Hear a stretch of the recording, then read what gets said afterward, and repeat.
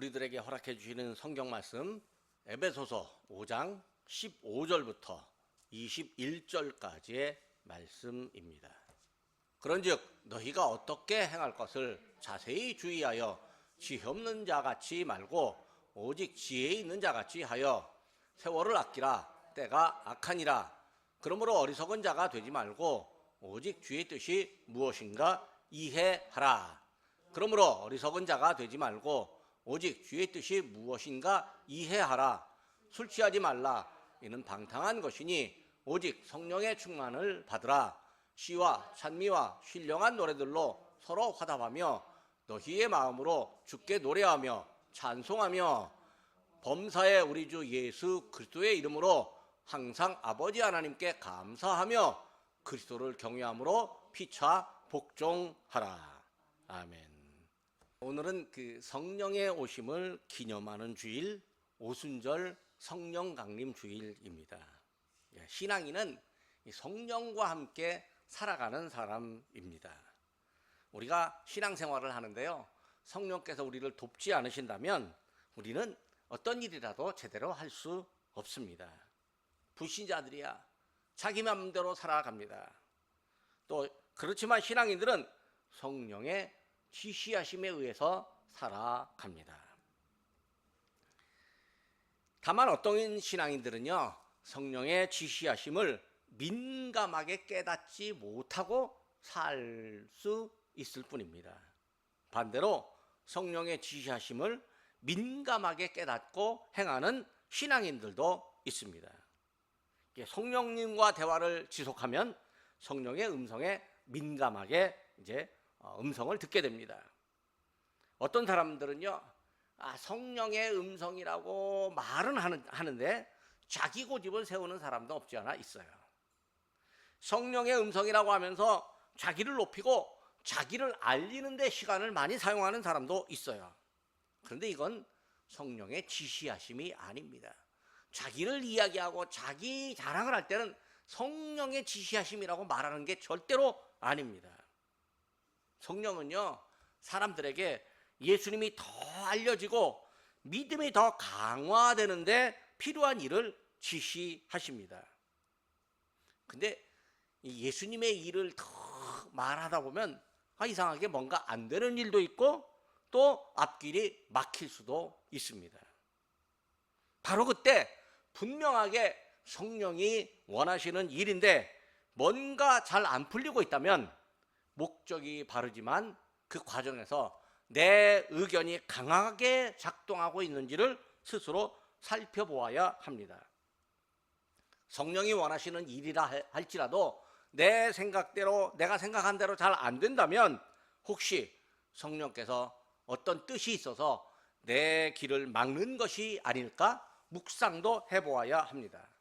내 생각보다 훨씬 더 큰 뜻, 지금보다 훨씬 더 긴 앞날을 계획하고 이루시려고 하는 성령의 뜻이 있는지를 깊이 생각해 보아야 합니다.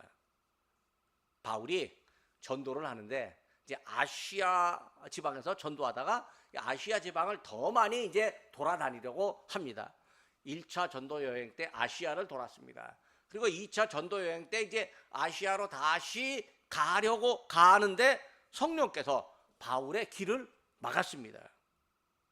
그리고 바울은 성령의 지시하심을 따라서 유럽으로 건너갔습니다. 사도행전 16장 6절과 7절의 말씀입니다. 성령이 아시아에서 말씀을 전하지 못하게 하거늘 예수의 영이 허락하지 아니하시는지라. 그러니까 사도 바울이 뭔가 하나님의 뜻대로 예수님을 전하려고 소아시아 지방에서 복음을 전하려고 하는데 성령님께서 허락하지 않고 길을 막았다는 거예요. 보통 이 정도면 아니 왜 그러십니까? 아니 이게 하나님의 뜻 아닙니까? 라고 뭔가 좀 항의를 할 수 있는데 이어서 9절과 10절에 이렇게 말씀이 나옵니다. 밤에 환상이 바울에게 보이니 마게도냐 사람 하나가 서서 그에게 청하여 이르되 마게도냐로 건너와서 우리를 도우라 하거늘 바울이 그 환상을 보았을 때 우리가 곧 마게도냐로 떠나기를 힘쓰니 이는 하나님이 저 사람들에게 복음을 전하라고 우리를 부르신 줄로 인정함이로라. 그러니까 마게도냐가 마케도니아인데 유럽의 이제 북쪽 지방입니다. 터키를 지나서 이제 북쪽 지방으로 가서 마케도니아를 거쳐서 이제 한참 서쪽으로 가면 이제 중유럽들이 있고 뭐 서유럽들이 있고 그렇게 되는 거죠. 그러니까 하나님께서 사도 바울의 길을 처음엔 막으셨다가 또 새롭게 길을 인도하시는데 마케도니아 사람 하나가 환상에 나타나서 바울에게 건너와서 우리를 좀 도와주십시오. 그렇게 말했다는 거죠. 성령께서 사람에게 말씀하실 때요, 들은 사람이 성령의 지시하심을 곧바로 깨달으면 얼마나 좋겠습니까? 근데 깨닫지 못하는 수도 있습니다. 그런데 시간이 지나고서요, 예수님의 이름이 널리 전파되는 것을 보면 아하, 그때 성령의 지시하심이 있었구나 라고 깨닫게 됩니다. 그러니까 우리가 우리 안에 성령께서 주시려고 하는 어떤 마음이 또 생각이 들어올 때 그것이 예수님의 이름을 드러내는 일인지를 점검해 보아야 합니다. 예수님의 이름을 드러내는 일이라면 지체하지 말고 성령의 음성에 순종해야 합니다. 다만 나의 욕구도 조금 들어있는지를 철저히 점검해 보아야 합니다. 오늘 본문은 사도 바울이 에베소에 사는 교인들, 즉 에베소 교회를 향해서 성령 충만함을 받으라고 강하게 권고하는 장면입니다. 사도행전 19장에 보면 바울이 에베소에 갔는데 에베소 사람들에게 너희가 믿을 때에 성령을 받았느냐라고 그렇게 질문한 적이 있었습니다. 너희가 믿을 때에 주의 성령을 받았느냐? 이렇게 이제 질문했는데 에베소 사람들이 우리는 성령이 있다는 사실을 들은 적도 없습니다. 그렇게 답변을 하는 거예요. 바울이 다시 묻습니다. 그러면 여러분이 세례를 받았잖아요. 누구의 세례를 받았습니까? 라고 말하니까 우리는 요한의 세례만 알고 있습니다. 바울이 다시 말합니다. 성령으로 세례를 받아야 합니다. 라고 그렇게 이야기하고 바울이 전도해서 에베소 사람들에게 성령 충만한 역사가 일어났고 에베소의 이 마술사들, 지금 무당들이 많은데 무당들로부터 받았던 그 별로 좋지 않은 이상한 책들, 이런 것들을 한꺼번에 싹 불태우는 그런 일들이 일어났습니다. 그러니까 에베소 교회에 성령 충만한 경험이 있었으니까 사도 바울이 계속 에베소 교회를 향해서 성령으로 충만하라고 이야기합니다. 성령의 충만함을 받은 사람들이 뭘 해야 될지, 또 무엇을 하면 안 되는지 바울이 알려줍니다.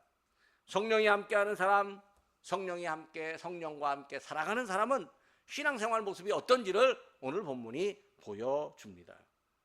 본문을 통해서 성령님께서 우리에게 어떤 일을 하시는지를 함께 살피려고 합니다. 첫째로 성령은 우리를 지혜로 살아가게 합니다. 성령 강림 주일은요, 원래 그 유대인의 명절 오순절에 하나님의 계획에 의해서 성령께서 이 제자들과 함께 있는 사람들, 제자들뿐만 아니라 함께 있는 사람들에게 성령이 임하신 날입니다. 그러니까 오늘이 사실 오순절이고 성령 강림 주일이죠. 성령이 제자들과 또 함께 있는 사람들에게 오셨는데 성령을 받는 제자들에게 놀라운 용기와 능력이 나타났습니다. 제자들은 유대인 기득권 사람들의 압박에도 굴하지 않고 입을 열어서 예수님을 증거했습니다. 이후 성령께서 제자들과 함께 하셨습니다. 성령께서 제자들에게 지혜를 주셨고 담대하게 예수님을 증거하도록 입을 열어 주셨습니다. 성령은 제자들을 지혜롭게 살아가게 합니다. 사람들은요, 세상에서 성공하게 되는 어떤 꾀나 전략을 지혜로 생각을 합니다. 조금 더 확대하면 앞을 내다보거나 사회 전체를 보고 평화가 가능하도록 도덕적인 생각, 행동, 또 전략을 지혜라고 생각하기도 합니다. 지혜는 고대 그리스 철학자들이 생각하는 아주 중요한 주제이기도 했습니다. 그러니까 그 고대 그리스 철학자들이 말하는 지혜 이야기를 보면요, 지금 보아도 엄청나게 탁월한 통찰을 보입니다. 그런데 하나님께서 사람에게 원하시는 지혜는 사람들의 생각보다는 더 근원적입니다. 지혜는 하나님의 뜻이 이 땅에서 이루어지게 하는 일입니다. 하나님의 뜻이 무엇일까요? 하나님의 뜻은요, 예수님 믿는 사람들이 많아지는 겁니다. 예수님 믿는 사람들이 예수님처럼 이 땅에서 살아가는 것이 하나님의 뜻입니다. 믿는 사람들이 예수님의 이름으로 힘들고 어려운 사람 만나면 그 사람들에게 사랑을 행하는 것, 악한 일이 물러가고 정의가 세워지도록 하는 것, 이것이 지혜입니다. 세상의 지혜는 행동과 결과에서 자기 이름과 자기 소속을 알리지만 하나님의 지혜는 예수님을 알립니다. 지혜는요, 어느 한쪽으로 치우침 없이 중심을 잡고 사람의 생명을 귀하게 여기는 일입니다. 아무리 예수님을 높인다 할지라도 사람의 생명을 경시하면 그게 사실 하나님의 뜻, 예수님의 뜻이 아닙니다. 그러니까 말로 예수님을 높이지만 동시에 그 말 안에 있는 내용과 생각의 방향이 예수님의 뜻에 맞아야 합니다. 예수님이 우리에게 생명을 주셨습니다. 그리고 더 많은 사람들에게 생명 얻기를 바라고 계십니다. 그러니까 지혜는 생명을 귀중하게 여기고 생명을 얻는 사람이 많아지게 하는 일입니다. 지혜는 지혜의 근원이신 예수님 안에 살아가는 것입니다. 지혜는 어떤 말과 행동이 예수님이 원하시는 것인지를 면밀하게 살피는 일입니다. 본문에서 사도 바울은 에베소 교인들에게 지혜 있는 자 같이 하라고 권면합니다. 또 시간을 아끼는 지혜를 가지라고 합니다. 지혜는 누구에게나 주어진 하루 24시간을 헛된 세월, 허송세월로 보내는 것이 아닙니다. 지혜는 시간을 보람있게 사용하는 것입니다. 직장인들이 근무 시간에 열심히 일하기도 하고 가끔 딴짓도 하기도 합니다. 근데 딴짓하는 게 사실은 지혜가 아닌 거예요. 믿음의 사람들은 직장에서도 근무 시간에 집중해서 효율적으로 일하는 지혜를 갖습니다. 생명의 사람, 성령의 사람으로서 지혜롭게 행하는 일입니다. 두 번째로 성령님은 우리에게 주님의 뜻을 알려주십니다. 성령이 우리에게 지혜를 주십니다. 지혜는 하나님의 뜻이 무엇인지 바르게 분별하게 합니다. 지혜의 사람은 자기 욕망이나 자기 생각에 부합한 것을 하나님의 뜻이라고 고집하지 않습니다. 지혜는 누군가 세상에서 잘 나간다는 사람이 그 사람의 일이라도 어리석음이나 욕망이 담긴 일을 보면 그게 하나님의 뜻이라고 착각하지 않습니다. 세상 사람들은요, 어떻게 이렇게 좀 많아지고 또 자기 돈도 많아지고 사업도 크게 성공하고 사람도 많이 모이고 인기도 있고 그러면 그 사람에게 하나님이 복 주셨다 이렇게 생각할 수 있습니다. 그런데 그 자체만 갖고 하나님의 뜻이라고 착각하지 않습니다. 언젠가 그 신천지 한 사람이 저한테 문자를 보내왔어. 신천지 졸업생이 12만 명인데 12만 명이면 하나님이 자기들과 함께하는 거 아니냐고 그렇게 묻더라고요. 그래서 숫자만 보지 말고 그 안에 내용을 봐라.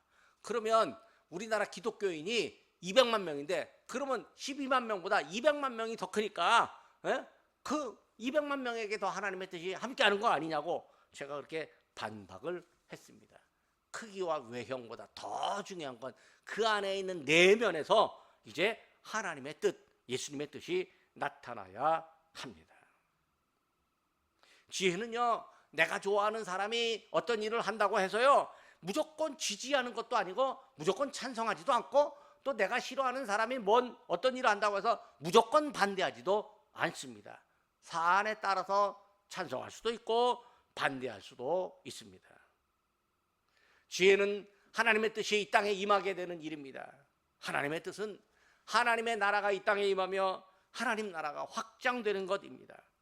어떻게 하면 하나님의 나라가 임하고 확장되겠습니까? 바로 하나님 나라를 전파하신 예수님의 이름이 더 많이 알려지고 예수님을 믿는 사람이 더 많아지는 것입니다. 예수님이 기도를 가르치시면서 뜻이 하늘에서 이룬 것 같이 땅에서도 이루어지이다 라고 하는데 바로 앞에 나라가 임하기를 기도하십니다. 즉 하나님 나라가 하늘에서 이룬 것처럼 땅에서 이루어지기를 원하는 기도와 소망을 갖는 일이 하나님의 뜻입니다. 하나님의 뜻을 오해하는 사람들이 많습니다. 상당히 많습니다. 자기 일과 관련되어서만 잘 풀리거나 안 풀리는 것을 하나님의 뜻이라고 말하는 사람이 있습니다. 이건 참 어리석은 생각이에요. 이 땅에 어리석은 말을 하는 사람들이 참 많습니다. 내가 보기에는 분명히 어리석어 가지고 자기가 잘 몰라갖고 길이 잘 안 되는데 하나님이 막았다고 뭐 그렇게 말하는 사람이 있습니다. 아이고, 또 어떤 사람은요, 하나님이 주신 지혜인데 그걸 하나님께 말하지 않고 자기가 잘 생각했다, 그렇게 말하는 사람도 있습니다. 이단 사이비들이요, 어리석은 짓을 하고 또 지성인 중에서도 어리석은 짓을 하고 심지어는 하나님의 사람들까지라도 어리석은 짓을 하기도 합니다. 예를 들어서 대한민국 남자라면 누구나 다 군대를 갑니다. 근데 어찌어찌해서 군대를 안 가게 됐는데 그 사람이 하나님의 뜻에 의해서 하나님이 자기를 도와서 군대 안 갔다, 이렇게 주장하는 사람도 있습니다. 사실 남들이 다 갈 만큼, 다 가는 군대도 못 갈 만큼 결격 사유가 있어서 못 간 건데, 그래도 이 결격 사유가 있는 사람을 하나님이 사용하시려고 불러주시고 또 헌신하겠다고 고백하고 하나님께서 사용해 주시니 감사합니다 라고 이렇게 말하는 게 하나님의 뜻입니다. 근데 내가 이렇게 해서 내게 좋은 일이 생겼으니 하나님의 뜻입니다, 이거요, 오해하는 일입니다. 그러니까 우리가 가서 어디 가서 간증을 할 때도요, 내가 남이 다 할 수 있는 일, 그것도 내가 못했다, 그건 하나님의 뜻이라고 말하는 게 아니고 오히려 그렇게 부족한 사람이 사용해 주셔서 감사합니다 라고 말하는 거죠. 바울은 에베소 교회 성도들을 향해서 어리석은 자가 되지 말고 오직 주의 뜻이 무엇인가 이해하라, 이렇게 말합니다. 세상살이가 팍팍하다가 보니까요, 자기도 모르게 어리석어질 수 있습니다. 게다가 세상의 학문과 문화가 발전하다 보니까 믿음보다 훨씬 더 지혜 있어 보이고 훨씬 더 합리적이고 훨씬 더 신선해 보이는 것들도 있습니다. 그런데 합리적이고 신선하다고 해서 다 좋은 게 아닙니다. 주님의 뜻이 유일하고 가장 좋은 것입니다. 성령은 하나님의 뜻이 무엇인지를 우리에게 가르쳐 주십니다. 그러므로 우리는 성령께 배워야 합니다. 세 번째로, 성령님은 우리를 충만으로 이끌어 주십니다. 성령은 우리에게 지혜를 주셔서 취할 것과 버릴 것을 알려주십니다. 성령은 우리에게 절제할 것과 충만하게 가져야 할 것을 알려주십니다. 그래서 우리는 성령님으로부터 배워서 가질 것과 버릴 것, 절제할 것과 풍성히 가질 것을 구분해야 합니다. 바울은 그 중에서 술 취함과 성령 충만을 대조합니다. 사람들이 술을 좋아합니다. 어느 나라나 다 술이 있어요. 저기 유럽에는 사순절이 있을 때 사순절 동안 이제 절제를 해야 한다고 생각해서 사순절 이전에 실컷 마신다, 뭐 이렇게 말하는 사람도 있습니다. 지금은 덜한데요, 한 세대 전만 해도 술 함께 마셔야 친해지고 또 인간관계도 넓히고 영업도 잘 된다, 뭐 이렇게 말하는 사람들이 있었습니다. 그리고 술이 얼마나 세냐, 이걸 가지고 인격을 판가름하는 경향도 있었습니다. 그래서 기독교인들이 술은 마시지 않아야 되는 걸 알고 있는데 안 마시면 돈도 못 벌고 또 마시면 믿음에 위배되니까 어떻게 하냐라고 고민하는 경우도 많았습니다. 근데 그게 내면에 사실은 자기가 마시고 싶어서 그렇게 하는 고민이라고 생각을 합니다. 안 마시려고 딱 마음 먹으면 안 하겠습니다 라고 하면 아무도 말 안 합니다. 처음에 거절하기가 어려울 뿐이지 한 두 번 거절하고 나면 그 다음부터는 이게 말도 안 붙여요. 근데요, 술이 또 사람에게 좋은 것도 있긴 해요. 사도 바울이 디모데에게 네가 위장병이 있으니까 포도주를 조금씩 마시라, 그렇게 말합니다. 그게 뭐야? 약간의 포도주 성분이 이 몸의 피를 돌게 하는 거죠. 그러니까 또 그게 또 그것뿐만 아니라 쾌감을 주기도 합니다. 또 한국은요, 술 취함에 대해서 관대하게 대하는 경향이 있었습니다. 그래서 술 취해서 실수하면 대충 봐주는 분위기도 없지 않아 있었습니다. 그런데요, 술 취한 사람들이 너무 힘들게 하면 경찰관들이 이제 나섭니다. 사고가 나서 사회적 비용이 많이 나갑니다. 그러다 보니까 이제 술에 취해서 운전하는 것 단호하게 대처하게 됩니다. 음주운전을 하잖아요. 그러면 사회에서 완전히 이제 매장당하기까지 합니다. 아주 과거에 음주운전이 그렇게 뭐 큰 죄가 아니었을 때는요, 음주운전 전과 있었던 사람 뭐 국회의원 나와도 대충 봐주지만요, 요즘은요 그 전과 있으면 국회의원이고 뭐 지방자치단체장이고요, 판사고 검사고 못합니다. 술에 취하면 분별력과 또 판단력이 떨어집니다. 절제력도 생기지 않습니다. 최소한 내가 나를 제어하고 성령께서 나를 움직이셔야 되는데 술이 나를 움직이게 하면 필연적으로 사고를 냅니다. 사회생활과 인간관계를 위해서 꼭 필요하다라고 말하는 사람도 있지만 그건 사회와 문화입니다. 신앙인은 사회와 문화를 변혁하고 이끌어야 할 책임이 없지 않아 있습니다. 어떻게 하는 게 좋겠습니까? 내가 사회와 문화에 따라가겠느냐, 아니면 사회와 문화를 바꾸어 가겠느냐, 그게 우리에게 어떤 책임이 있겠느냐, 어떤 것이 우리가 좀 힘들지만 어떤 것이 하나님께서 원하는지 이렇게 생각해 봐야 됩니다. 기독교 기업 안에서도 회식 때 술이 오고 간다고 합니다.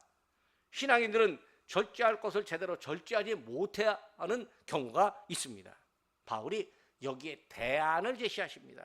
성령의 충만을 받으라, 이렇게 강력하게 권고를 합니다. 성령으로 충만하면 절제하게 됩니다. 절제는 성령의 열매입니다.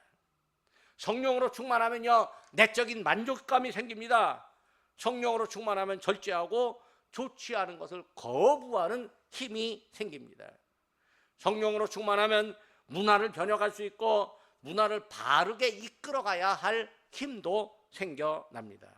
성령은 우리를 믿음과 지혜로 충만하게 하십니다. 마지막으로 성령님은 우리의 믿음 생활을 이끌어 주십니다. 살다 보면요, 우리가 사람들과 의견 차이가 생겨납니다. 의견 충돌이 생기기도 합니다. 의견 차이가 좁혀지지 않으면 갈등을 합니다. 초대교회 성도들에게도 갈등이 생겼습니다.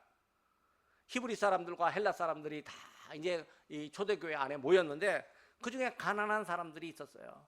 근데 가난한 사람들, 히브리 사람들, 가난한 사람들에게는 구제품이 나누어지는데 헬라 사람들, 가난한 사람들에게는 구제품이 나눠지지가 않는 거예요. 쌀도 안 주는 거예요. 그러니까 헬라파 이 가난한 사람들을 보는 사람들이 불만을 제기합니다. 이때 제자들이 어떻게 하면 좋을까? 그러다가 지혜와 성령의 충만한 사람을 일꾼으로, 즉 집사로 세워서 구제하는 일을 하게 하자라고 했습니다. 사도행전 6장 3절의 말씀입니다.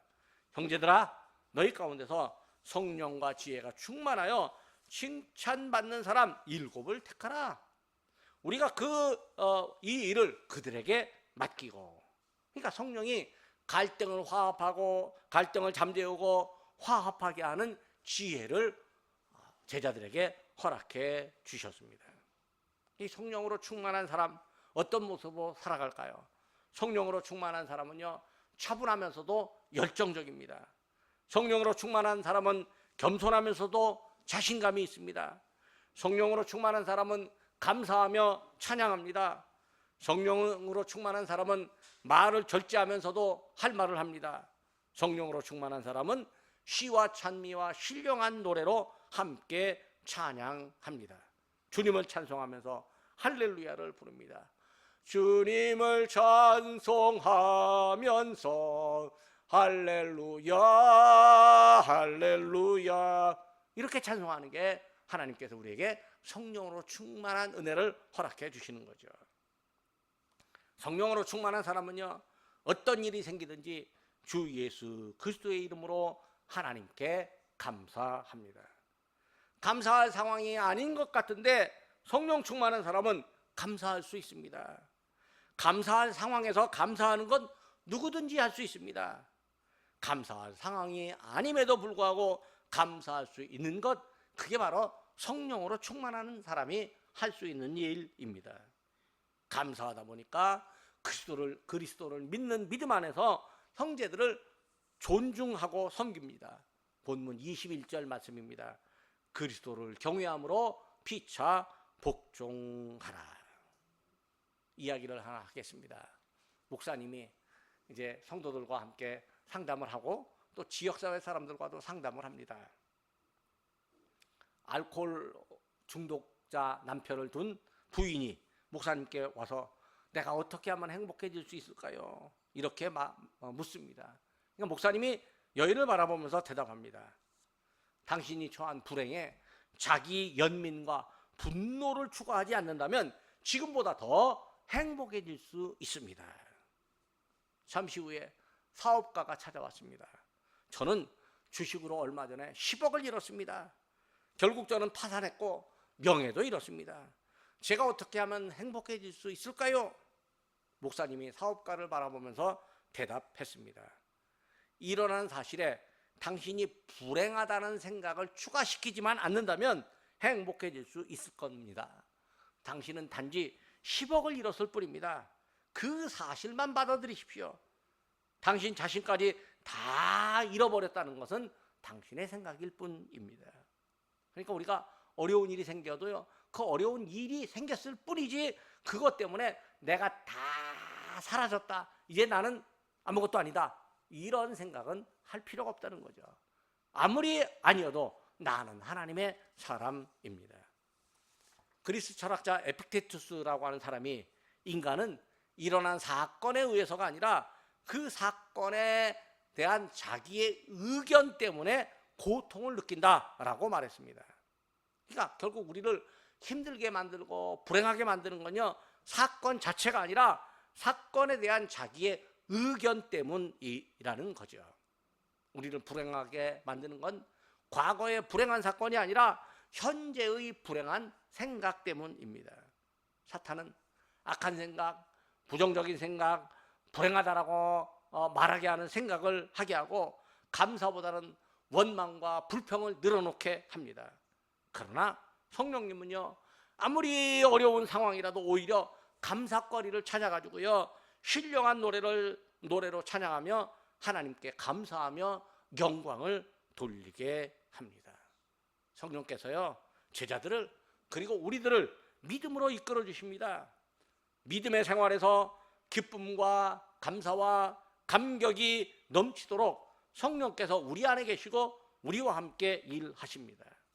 성령께서 우리들에게 사람들 사이에서 높아지려고 하는 것이 아니라 서로를 높이려고 하는 마음을 주십니다. 성령께서는 믿음의 사람들에게 마음을 합하여 하나님께 순종하게 합니다. 하나님의 뜻에 합력하게 하는 믿음, 서로를 높이는데 이런 일들이 모두 성령 안에서 성령께서 우리 안에서 충만으로 일하시는 방법들입니다. 기도하겠습니다.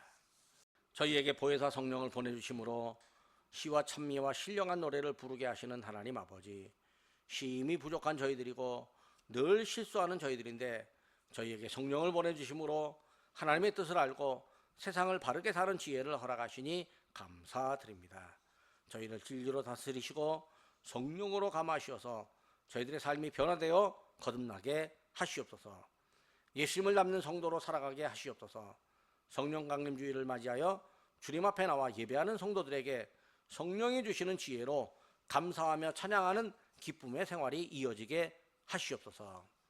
성령을 충만히 허락하시는 하나님 아버지, 성령께서 저희에게 하나님의 뜻이 무엇인지를 알려주시옵소서.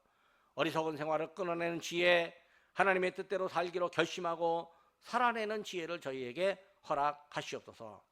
성령께서 저희에게 오심으로 하나님의 나라를 확장하도록 예수님이 주신 생명의 복음을 전하도록 저희에게 지혜와 용기를 주시옵소서. 성령으로 충만한 저희가 세상을 주님의 뜻에 합당하게 변화시키도록 저희에게 필요한 지혜를 주시옵소서. 성령께서 저희에게 오셔서 시와 찬미와 신령한 노래로 하나님께 감사하며 영광을 돌리는 믿음의 생활을 지속하게 하시옵소서. 예수님의 이름으로 기도드립니다. 아멘.